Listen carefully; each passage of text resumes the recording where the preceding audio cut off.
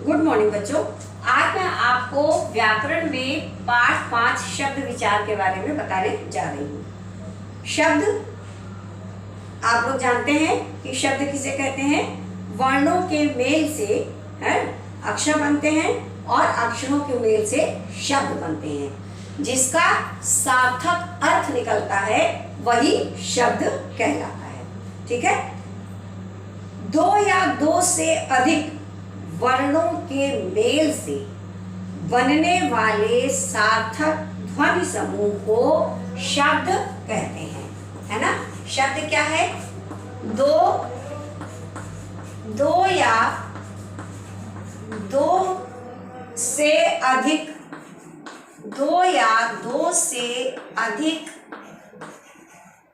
ठीक, दो या दो से अधिक वर्णों के मेल से बनने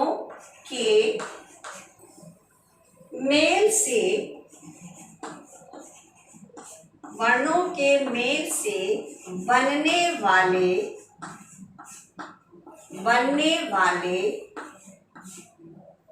सार्थक ध्वनि समूह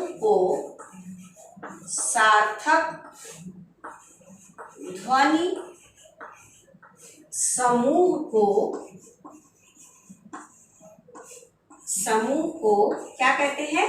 शब्द कहते हैं। ठीक, शब्द कहते हैं, है ना। दो या दो से अधिक वर्णों के मेल से बनने वाले सार्थक ध्वनि समूह को शब्द कहते हैं। सार्थक माने सही अर्थ, जिसका सही अर्थ निकले वही शब्द कहलाता है। ठीक है। शब्द के भेद कितने हैं? शब्द के 4 भेद होते हैं।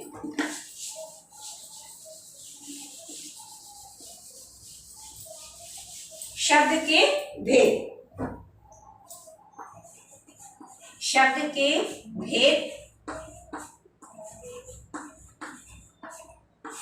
शब्द के 4 भेद हैं।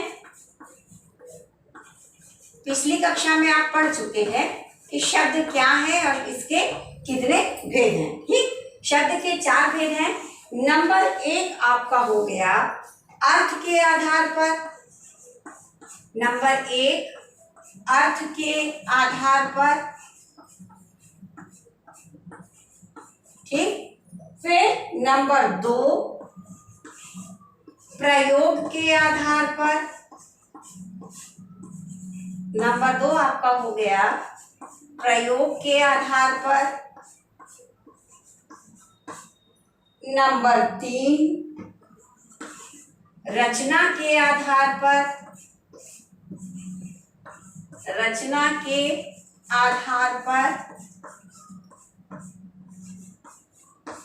नंबर 4 और अंतिम भेद है स्रोत के आधार पर।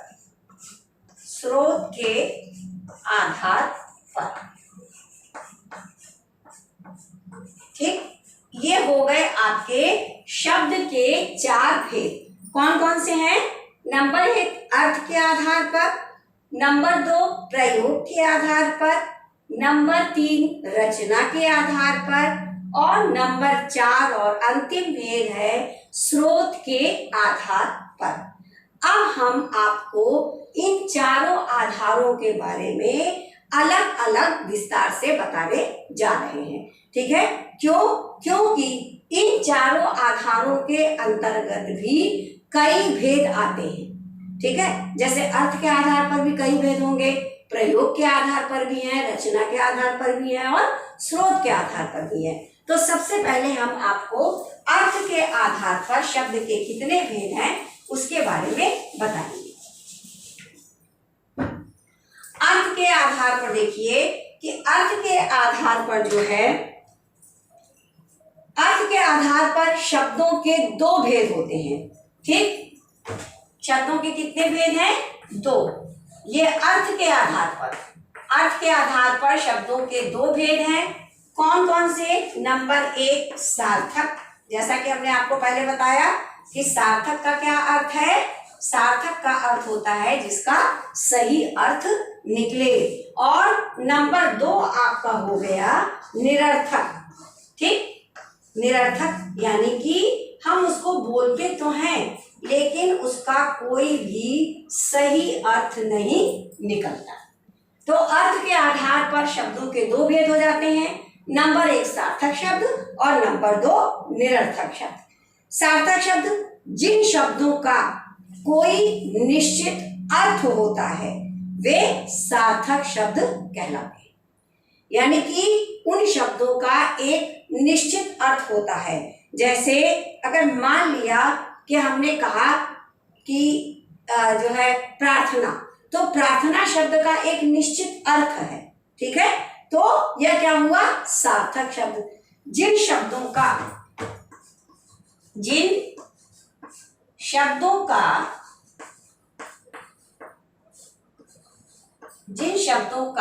एक निश्चित अर्थ होता है,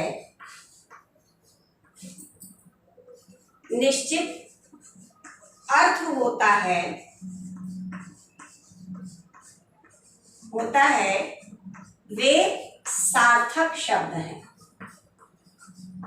वे कौन से शब्द हैं? सार्थक शब्द हैं। ठीक, अब दूसरा आ जाता है आपका निरर्थक शब्द। निरर्थक शब्द ठीक इसके विपरीत है। जिन शब्दों का कोई अर्थ नहीं होता वे निरर्थक शब्द कहलाते हैं। ठीक है, जिन शब्दों का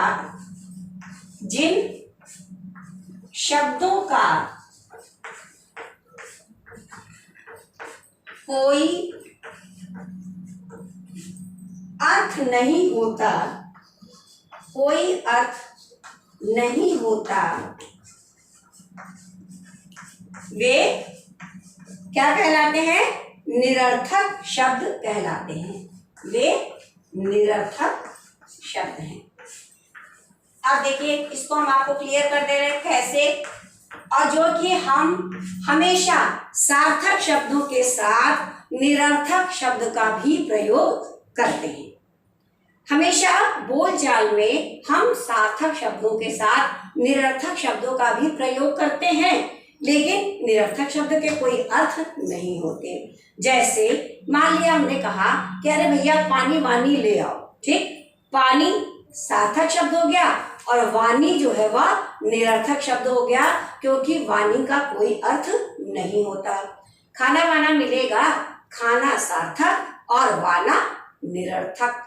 हम लोग खेलने वेलने जा रहे हैं, खेलने सार्थक, वेलने निरर्थक।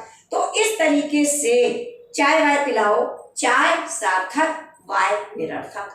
तो ये सब सारे शब्द हम सार्थक शब्दों के साथ हमेशा निरर्थक शब्दों का प्रयोग करते हैं, लेकिन जो प्रभाव सिर्फ सार्थक शब्दों का होता है, निरर्थक शब्दों का नहीं होता।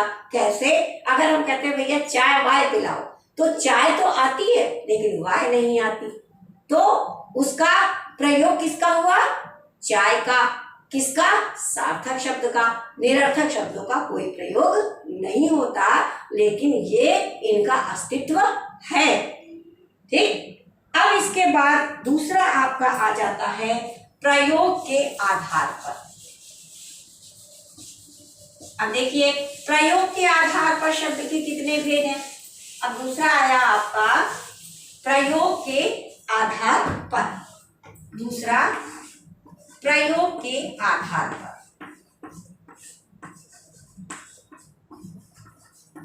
प्रयोग के आधार पर।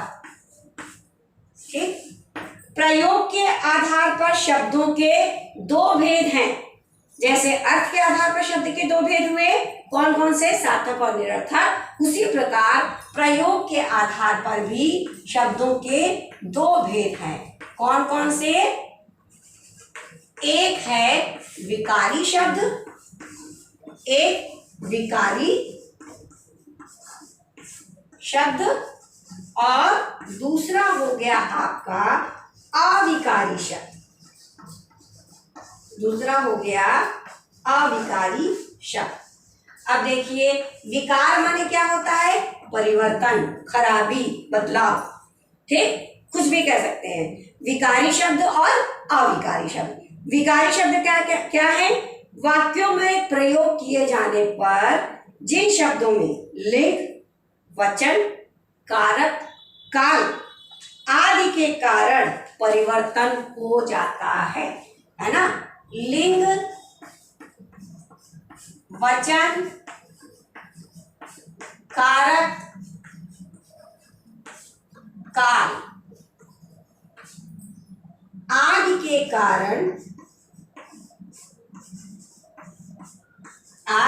कारण जिन शब्दों में परिवर्तन हो जाए, जिन शब्दों में परिवर्तन आ जाए वह क्या है? विकारी शब्द। वे विकारी शब्द हैं।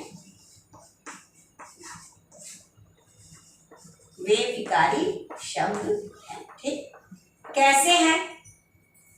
अगर मान लिया कोई शब्द ऐसा है जिसमें अगर आपने लिंग का प्रयोग कर दिया, वचन का प्रयोग कर दिया, कारक का प्रयोग कर दिया, काल, इनमें से कुछ भी किसी भी चीज का अगर आपने उसमें जो है प्रयोग कर लिया, तब उसका रूप जो है वह बदल जाएगा, तब वह क्या कहलाते हैं?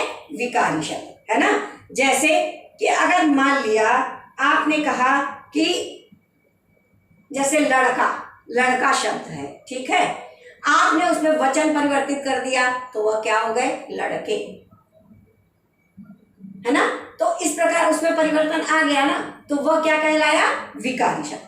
तो विकारी शब्द में जैसे अगर मान लिया कि आपने लिंग परिवर्तन कर दिया, ठीक, जैसे कि माता का लिंग परिवर्तन कर दिया आपने, तो क्या? पिता, विकार आ गया। तो इस प्रकार जो है जिसमें लिंग, वचन, कारक, काल आदि के कारण परिवर्तन आ जाए तो वह कहलाता है विकारी शब्द। और अविकारी शब्द ठीक इसके विपरीत है। लिंग, वचन, कारक, काल आदि के कारण, लिंग, वचन, कारक, काल किसी का भी प्रयोग करने पर,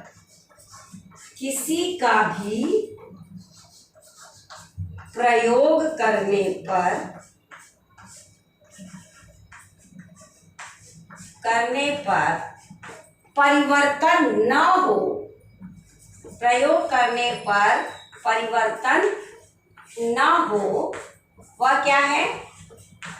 वह अविकारी शब्द है। ठीक है, वह क्या है? अविकारी शब्द हैं। जैसे अगर मान लिया आप भी हो गया, ही हो गया, तथा हो गया, और हो गया, तो ये सब शब्द जो है यह अविकारी शब्द के अंतर्गत आते हैं, क्योंकि इनका परिवर्तन नहीं होता। तेज, धीरे, बाहर, किंतु, परंतु, अथवा, के बाद, के बिना, के पहले, वाह, अरे, ओ, है ना, और भर ही भी, ये सब शब्द जो है अविकारी शब्दों के अंतर्गत आते हैं, क्योंकि चाहे आप लिंग, चाहे वचन, चाहे कारक, चाहे काल, कुछ भी इसमें डाल दीजिए, इन शब्दों का परिवर्तन कभी भी नहीं होगा। तो ये आपके अविकारी शब्दों के अंतर्गत आ जाते हैं। ठीक है, समझ में आ रहा है? क्या होते हैं विकारी शब्द?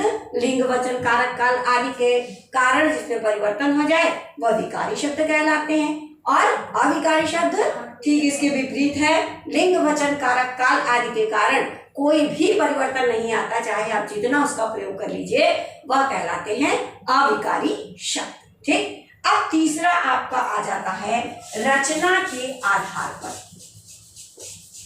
अभी हमने आपको अर्थ के आधार पर बता दिया, प्रयोग के आधार पर बता दिया, अब हम आपको रचना के आधार पर बताने जा रहे हैं। नंबर 3 क्या है? रचना के आधार पर।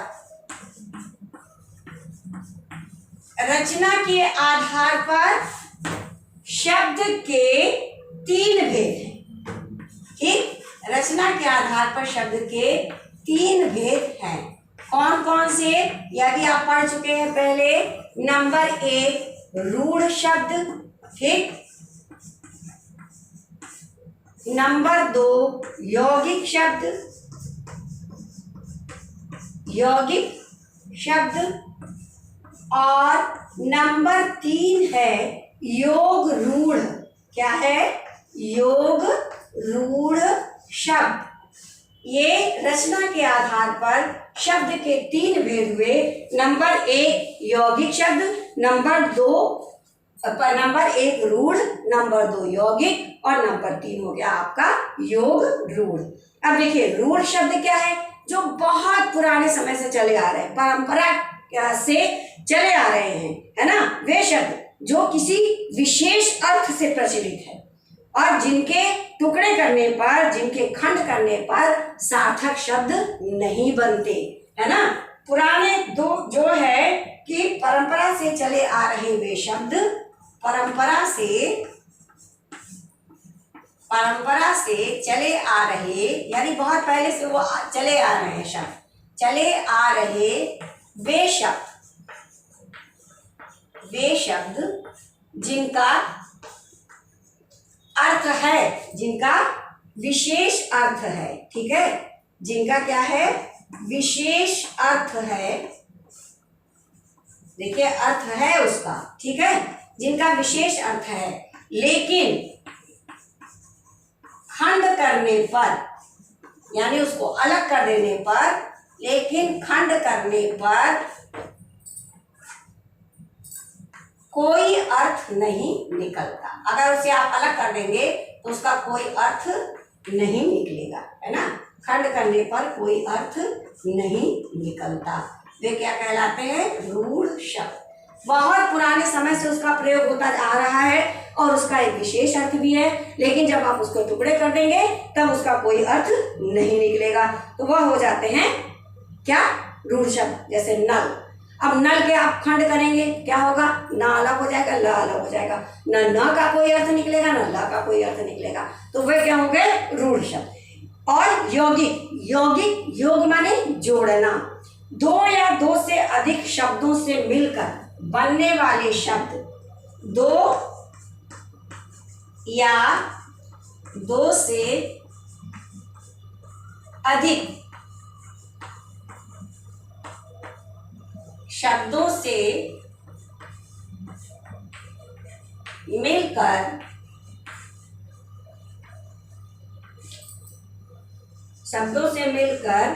बनने वाले शब्द क्या कहलाते हैं? यौगिक शब्द। बनने वाले शब्द यौगिक शब्द कहलाते हैं। यौगिक शब्द कहलाते हैं। योग माने जोड़ना हो गया, तो कैसे जोड़ेंगे? 2 और 2 शब्दों को मिलाकर के जोड़ेंगे ना, 2 या 2 से अधिक शब्दों को मिलाकर जोड़ने वाले शब्द जो है वह क्या कहलाते हैं? यौगिक शब्द, ठीक है। जैसे रेलगाड़ी, रेल प्लस गाड़ी, ठीक। राष्ट्र प्लस पिता, 2 शब्दों को जोड़ा तो ये क्या हो गए? यौगिक शब्द। तीसरा आपका आ जाता है योग रूढ़ शब्द, 2 या 2 से अधिक शब्दों से मिलकर बने यौगिक शब्द, जो अपना सामान्य अर्थ प्रकट न करके एक विशेष अर्थ प्रकट करते हैं, ठीक है। आप इसको साधारण भाषा में ये भी लिख सकते हैं कि वे यौगिक शब्द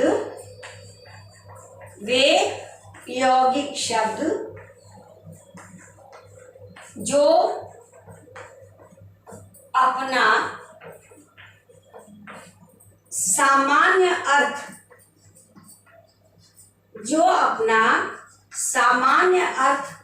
प्रकट ना करके क्या करते हैं? विशेष अर्थ प्रकट करते हैं, विशेष अर्थ बताते हैं, वे कहलाते हैं योग रूढ़। देखिए इसमें आप बिल्कुल भी वो मत होइएगा कि इसमें भी 2 या 2 से अधिक शब्द हैं, नहीं। जो यौगिक शब्द बने हैं, है ना, वे अपना सामान्य अर्थ उनका जो होना चाहिए उसको न दिखाकर एक विशेष अर्थ की ओर ले जाते हैं, वह कहलाते हैं योग रूढ़ शब्द। जैसे अगर मान लिया जलज है ना, तो जल प्लस ज, यानी दो शब्दों को जोड़ करके बनाना जल और ज, तो ये बन गया जलज। तो जलज का विशेष अर्थ क्या हुआ? विशेष अर्थ हुआ कमल, यानी कि जो जल में उत्पन्न होता है। सामान्य अर्थ इसका हो गया जो जल में उत्पन्न होता है, और विशेष अर्थ इसका हो गया क्या? कमल। तो इस तरीके से यह यौगिक शब्द अपने सामान्य अर्थ को ना प्रकट करके एक विशेष अर्थ को प्रकट करता है, तो वह कहलाते हैं योग रूढ़ शब्द। ठीक, जैसे मान लिया चक्र प्लस धर, चक्रधर, सामान्य अर्थ क्या हो गया? चक्र धारण करने वाला, और विशेष अर्थ क्या हो गया? कृष्ण या विष्णु, है ना। तो जो भी आप जो उसका एक विशेष अर्थ निकलता है, त्रिनेत्र, त्रि प्लस नेत्र, तीन नेत्रों वाला। ठीक, विशेष अर्थ क्या हो गया? तीन नेत्र वाले भगवान शिव।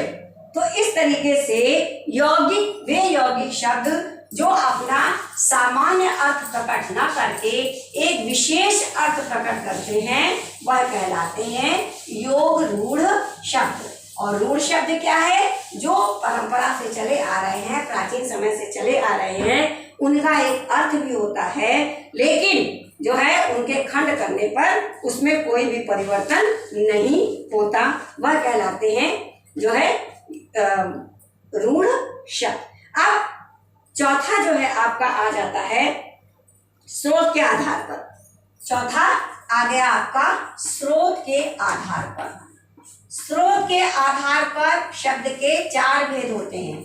स्रोत के आधार पर चार भेद हुए, कौन कौन से? बहुत सरल है। नंबर 1 तत्सम, ठीक। नंबर 2 तद्भव, नंबर 3 देशज, 5 भेद हुए ना, मिश्रित भी आ जाते हैं। ठीक, तो नंबर 3 देशज, नंबर 4 विदेशज या विदेशी कहिए, 5 हैं विदेशज, और नंबर 5 हो गए मिश्रित।